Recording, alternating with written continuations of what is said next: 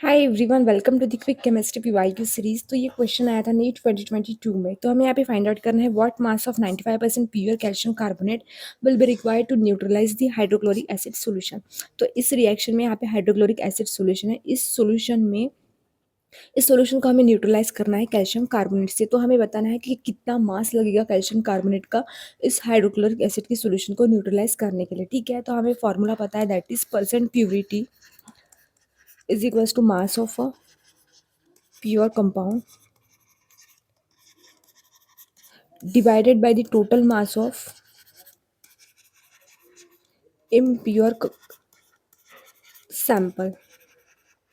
ठीक है, ये फॉर्मूला, इसको मल्टीप्लाई करना है 100 से। तो ये वाला फॉर्मूला है, इस फॉर्मूले में हमें वैल्यू सब्स्टिट्यूट करनी है और हमें निकालना है हमारा मास। तो यहाँ पे परसेंट प्योरिटी क्या है, 95, ये यहाँ पे गिवन है 95% is equals to mass of a pure compound, ये हमें निकालना है।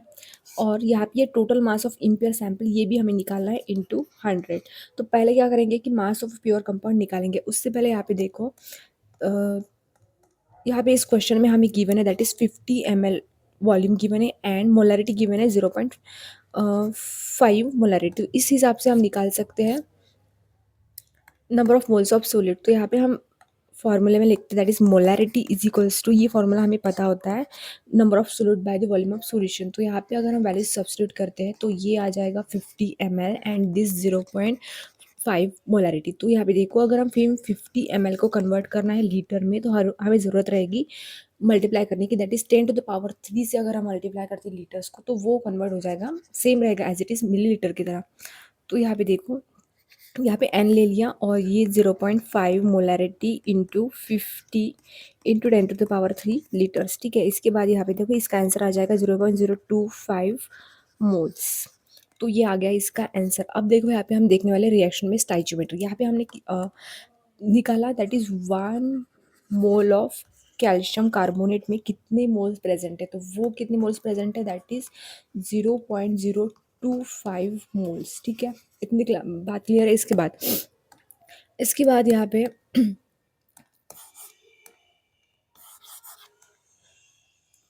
यहाँ पे देखो, यहाँ पे ये क्या है, यहाँ पे स्टाइचियोमेट्रिक रेशियो कैसे निकालती है। कैल्शियम कार्बोनेट के आगे कुछ भी नहीं है तो इसे हम कंसिडर करेंगे 1, और हाइड्रोक्लोरिक एसिड के सामने है 2, तो ये क्या रहेगा, इसका वैल्यू रहेगी 2। तो अगर इसे हम स्टाइचियोमेट्रिक रेशियो से कैसे निकालते हैं, अगर यहाँ पे देखो मैंने इसको हाफ कर दिया कैल्शियम कार्बोनेट को, 1 मोल्स ऑफ कैल्शियम कार्बोनेट को हाफ कर दिया तो आ जाएगा half moles of calcium carbonate.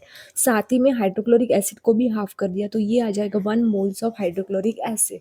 तो यहाँ पे देखो 1 मोल्स ऑफ कैल्शियम कार्बोनेट था, तब हमें कितने मोल्स थे, number of moles of solid कितने थे, 0.025।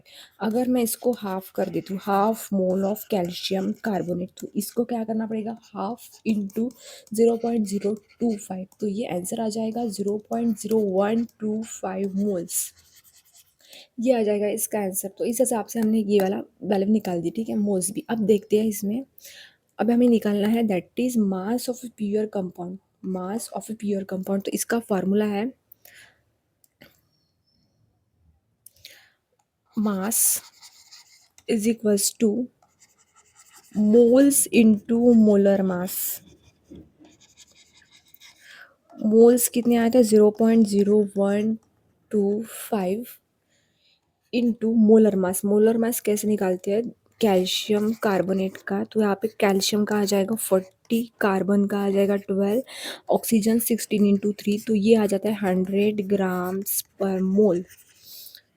तो ये पहले मोल्स में है और ये 100 ग्राम्स पर मोल। तो यहाँ पे मोल्स और मोल्स कैंसिल हो जाएंगे, इसके बाद आ जाएगा इसका आंसर 1.25 ग्राम्स। ठीक है, तो यहाँ पे इसका मास आ जाएगा 1.25 ग्राम्स। अगर इसको हम वैल्यू सब्स्टिट्यूट करते हैं इस वाले फॉर्मूले में, तो यहाँ पे 1.25 ग्राम्स ऐसा कंसिडर करते हैं। यहाँ पे कंसिडर करते हैं अभी के लिए एक्स।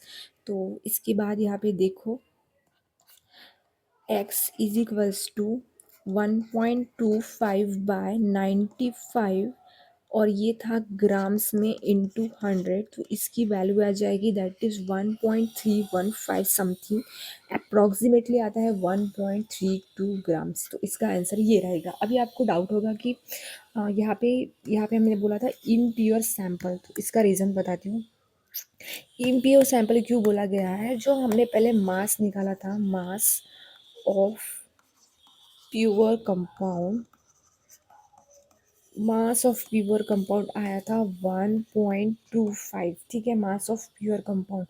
तो ये था 100% के लिए, 100% सॉल्यूशन के लिए। लेकिन अभी अभी हमें क्या चाहिए, 95% के लिए चाहिए। तो 95% के लिए चाहिए, तो अगर हम 100 को कंसिडर करते हैं तो 100 में से जो 95 रहेगा वो प्योर रहेगा, और जो 5% रहेगा वो रहेगा इनर्ट, वो रहेगा इनर्ट। और 95 में से अगर हम कंसिडर कर लेते कुछ परसेंट अगर प्योर रहता है, तो बाकी के बचे हुए परसेंट तो इनर्ट में जाएंगे ना। इनर्ट मतलब इम्प्योर, इम्प्योर में जाते हैं। इसलिए हमें क्या करना पड़ता है कि यहाँ पे 1.25 आ गया 100%, लेकिन 95% के हिसाब से अगर कुछ जाता है प्योर में, कुछ जाता है इम्प्योर में, तो हमें कुछ ज़्यादा की ज़रूरत रहेगी। तो यहाँ पे 1.25 0.07, तो इसको हम अगर करते हैं, ऐसे करके देखते हैं, तो कितना डिफरेंस आ रहा है, 0.07 का डिफरेंस आ रहा है। मतलब जो 0.07 है वो जाएगा इनर्ट में, और ये बचा अपना 1.25 ये जाएगा प्योर में। तो हमारा जो एक्चुअल वैल्यू ये रहेगा, मतलब ये एक्टिव रहेगा रिएक्शन में, और ये जो रहेगा 0.07 ये इनएक्टिव है। लेकिन वैल्यू तो निकालनी पड़ेगी ना, उतना यूज़ हो रहा है, ठीक है, 1.5% यूज़ हो रहा है, ठीक है, लेकिन 0.07 तो इनएक्टिव है, तो वो तो कोई काम का नहीं है, लेकिन उसे हमें लेना पड़ेगा अपने परसेंटेज में, ठीक है। इसके बाद यहाँ पे हमारा जो आंसर था वो आ गया था first option, that is 1.32 grams of 95% pure calcium carbonate will be required, ठीक है। If you find this video helpful, don't forget to subscribe.